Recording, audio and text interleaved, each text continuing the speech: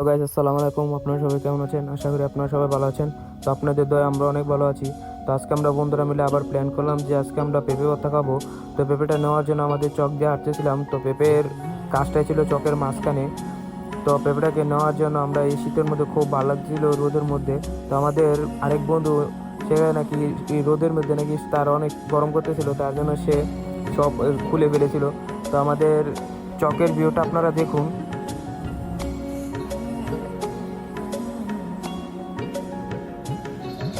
তো আমাদের চকের ভিউটা আপনাদের কিরকম লাগলো আমাদের কমেন্ট বক্সে জানিয়ে দেবেন।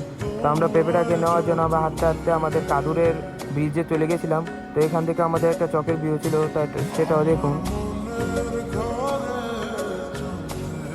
তো এই দুটোটা ভিউর মধ্যে আপনাদের কোনটা ভালো লেগেছিল আমাদের কমেন্ট বক্সে জানিয়ে দেবেন। তো পেঁপেটাকে নিয়ে আমরা সেখানে চুলে